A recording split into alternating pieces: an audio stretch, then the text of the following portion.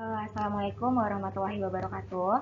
Perkenalkan, nama saya Adinda Saima Putri dari Prodi Ilmu Hukum kelas D Fakultas Syariah dan Hukum UIN Sunan Kalijaga, Yogyakarta. Di sini saya akan menjelaskan sebuah materi untuk memenuhi tugas ujian akhir semester dari mata kuliah Pengantar Studi Islam, yang mana dosen pengampunya adalah Ibu Siti Jahro, SHI, MSI. Di sini saya akan menjelaskan tentang sejarah pemikiran Islam di bidang akidah. Se- Sebelum itu saya akan menjelaskan terlebih dahulu pengertian akidah. Kata akidah berasal dari bahasa Arab, yaitu kata kerja akdun akoid yang berarti akal atau akidah. Secara istilah, akidah ini berarti sesuatu yang wajib diyakini tanpa adanya keraguan. Sedangkan maksud dari akidah Islamiyah yaitu meyakini secara sungguh-sungguh terhadap segala sesuatu yang disampaikan oleh Nabi Muhammad Shallallahu Alaihi Wasallam. Inti dari akidah Islamiyah ini yaitu mengesahkan Allah dengan meyakini bahwa tidak ada Tuhan yang wajib disembah selain Allah. Selanjutnya adalah pokok-pokok akidah. Pokok-pokok akidah ini diambil dari rukun iman, yaitu iman kepada Allah, iman kepada malaikat, iman kepada kitab, iman kepada rasul, iman kepada hari kiamat, dan iman kepada qada dan qadar. Seseorang dapat dikatakan memiliki akidah yang kuat jika di dalam sanubarinya rukun iman ini terikat kuat dan ia mampu menolak segala hal di luar rukun iman. Mengapa? Karena akidah ini merupakan kewajiban pertama yang harus dimiliki seorang muslim agar ia dapat menjauhi larangan-larangan Allah dan melakukan kewajiban-kewajiban agama dengan sungguh-sungguh. Selanjutnya ada tokoh-tokoh pemikir dalam bidang akidah. Yang saya ambil ada 4 tokoh, yaitu Muhammad bin Abdul Wahab, ada Harun Nasution, ada Muhammad Abduh, dan ada Ahmad Dahlan.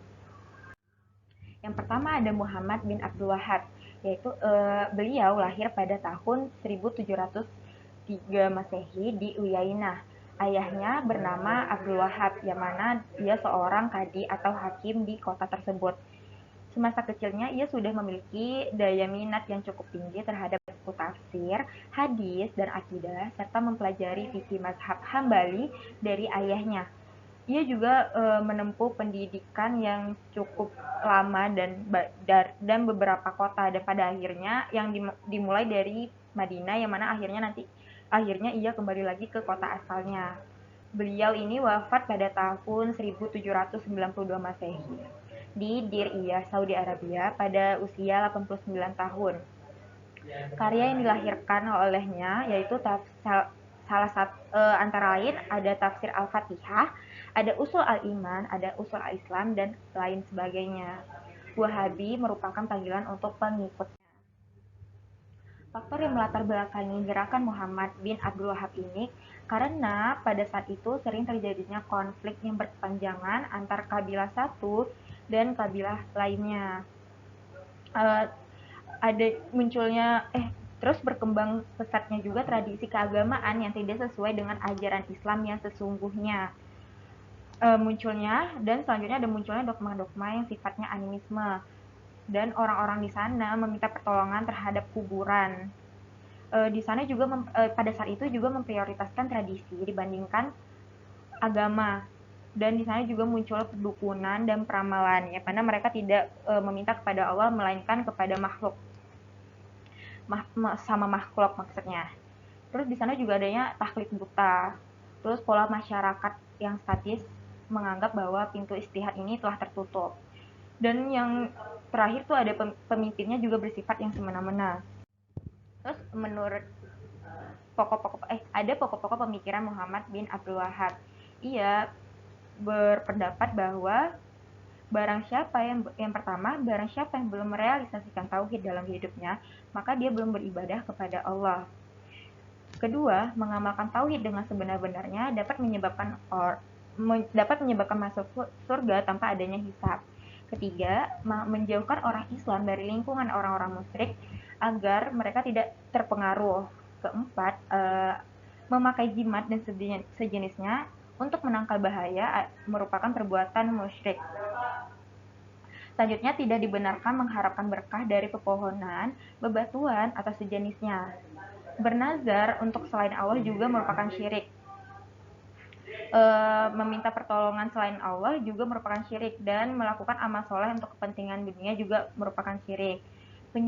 Menurutnya penyebab utama kekafiran orang-orang adalah karena berlebih-lebihan dalam mengagungkan orang-orang soleh. Larangan beribadah kepada Allah di sisi kuburan orang-orang soleh juga merupakan perbuatan yang syirik. Dan yang terakhir, sihir itu haram dan menurutnya sihir itu haram dan pelakunya merupakan orang kafir. Pemikiran ini dituangkan oleh Muhammad bin Abdul Wahab. Karena ia tidak ingin mengubah ajaran Islam, melainkan ia ingin memberantas bid'ah, kufarat, tahayul, dan lainnya pada saat itu. Bid'ah sendiri artinya memasukkan apa-apa yang bukan bagian dari agama ke dalam kerangka agama, seperti membolehkan yang haram atau mewajibkan dan menganjurkan yang bukan wajib. Hal ini terjadi karena keadaan keagamaan Islam di sekitarnya sudah tercampur baur dengan kebudayaan yang bertentangan dengan syariah. Karena itu, beliau mengajak umat Islam agar dapat menjauhi kebiasaan tersebut dan kembali kepada ajaran agama Islam yang sesungguhnya, yang telah diajarkan oleh Nabi Muhammad SAW. Gerakan pembaruan ini sebenarnya sudah muncul pada abad ke-13, yang mana telah dipelopori oleh Ibn Taimiyah, yaitu juga seorang guru dari Muhammad bin Abdul Wahab ini. Dampak teologi Muhammad bin Abdul Wahab ini di Indonesia ada dua, yaitu positif dan negatif. Yang positifnya, ajaran tauhid yang murni mulai diaktualisasikan sebelumnya mereka pada kekufuran. Selanjutnya adanya diberantasnya TBC, yaitu tahayul, bid'ah, dan kufarat, dan berkurangnya orang-orang yang menganggap dirinya suci, yang mana pada waktu itu sangat merajalela. Dan juga yang mana awalnya dalam sistem keagamaan adat lebih menonjol daripada syariat Islam, kini berubah menjadi kebalikannya. Dari dampak negatifnya, terjadinya perang saudara karena paham Wahabi ini banyak yang bertentangan dengan adat istiadat. Kedua, terjadinya kesalahpahaman antara Wahabi dan paham di luar Wahabi, dan kurangnya toleransi terhadap satu sama lain. Dan terakhir, karena teologi Muhammad bin Abdul Wahab ini, jadi seorang muslim itu gampang mengkafirkan sesama muslimnya, padahal yang berhak menentukan kafir apa tidaknya seseorang itu hanyalah Sang Pencipta. Selanjutnya yaitu Harun Nasution, yang mana nama lengkapnya itu Profesor Dr. Harun Nasution. Ia lahir di Sumatera Utara pada tahun 1919. Dia merupakan seorang filsuf muslim kawakan Indonesia, dan dia juga seorang penulis aktif, yang mana buku yang pernah ditulisnya antara lain yaitu Teologi Islam, Filsafat Agama, Akal dan Wahyu dalam Islam, dan lainnya. Dia menempuh pendidikan di HIS dan Universitas Al-Azhar. Ia juga mendapatkan gelar sarjana termuda di American University of Cairo. Dia juga pernah menjadi rektor di IAIN Syariful Hidayatullah Jakarta. Beliau wafat di Jakarta pada tanggal 18 September 1998. Beliau memperkenalkan metode rasional dalam kajian Islam melalui sistem pendidikan, di mana ia membuat anak-anak muda muslim dapat menikmati kebebasan berekspresi terkait permasalahan doktrin pokok keagamaan mereka. Karena Islam tidak lagi dilihat sebagai doktrin teologi yang ketat, yang mana yang harus diikuti tanpa boleh dikritisi. Karena itu, pola pemikiran ini mengguncang pemikiran keislaman di dunia yang cenderung stagnan.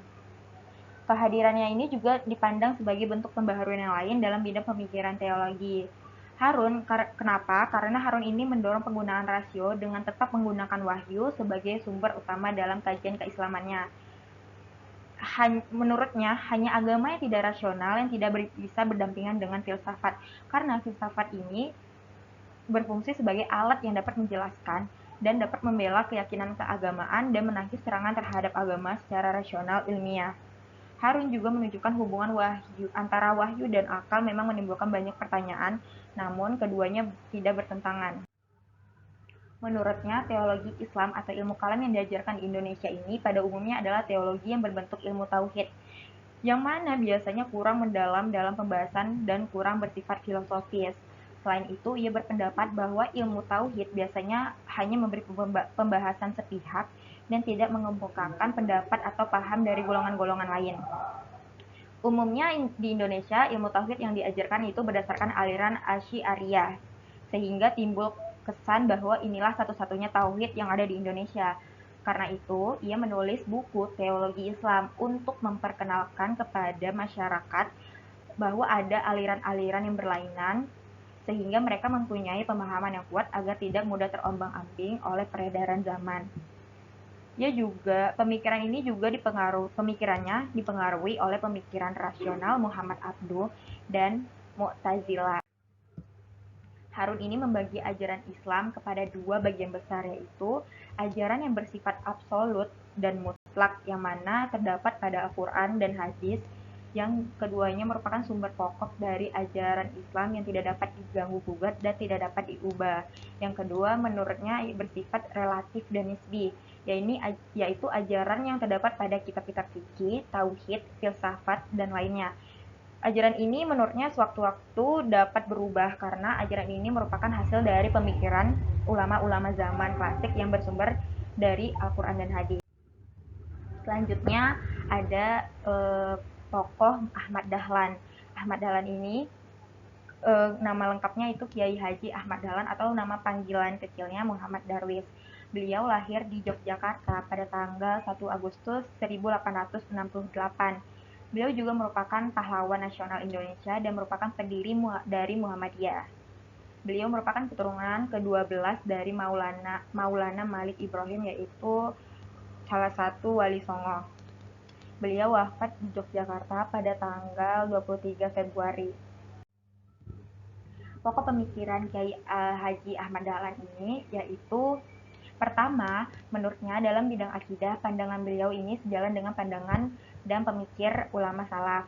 Yang kedua, menurut beliau beragama itu adalah beramal, yang mana artinya berkarya dan berbuat sesuatu, melakukan tindakan sesuai dengan Al-Quran dan As-Sunnah. Ketiga, dasar pokok hukum Islam ini adalah Al-Quran dan hadis. Keempat, terdapat jalan untuk memahami Al-Quran, yaitu memahami maknanya. Kelima, tindakan nyata adalah wujud konkret dari penerjemahan Al-Quran yang dilandasi dengan kemampuan akal pikiran. Terakhir, pembinaan generasi muda dilakukan Kiai dengan jalan interaksi langsung. Pokok ajaran Kiai Ahmad Dahlan yang ditulis oleh Kiai Hajid bukan hanya pemurnian tetapi lebih jauh dan luas lagi, yaitu bersifat pembaharuan termasuk dalam penggunaan akal pikiran. Kiai Ahmad Dahlan ini merupakan salah satu tokoh gerakan yang menyalakan api pembaharuan di Nusantara dengan mendirikan Muhammadiyah. Ide-ide pembaruan beliau ini dipengaruhi oleh pendidikan agama dan realitas sosial keagamaan selama beliau berada di Nusantara dan Saudi Arabia. Baiklah, kesimpulan yang dapat diambil yaitu akidah ini memiliki peranan yang besar dalam membina akhlak setiap individu muslim sesuai dengan prinsip-prinsip agama. Bukan hanya sekedar wejangan yang tidak menuntut tanggung jawab. Di dalam perkembangannya terdapat banyak pemikiran tokoh sehingga ilmu ini dapat diterapkan. Dalam pemikiran Wahabi, memiliki perhatian yang amat besar terhadap tindakan pemurnian dan pembaruan Islam, sedangkan dalam pemikiran Harun Nasution mengatakan bahwa akal adalah lambang kekuatan manusia. Menurutnya, dengan akal, manusia mampu menghadapi setiap kejadian yang ada di depannya. Dan terakhir, menurut pemikiran Ahmad Dahlan menganggap bahwa beragama itu sebagai amalan.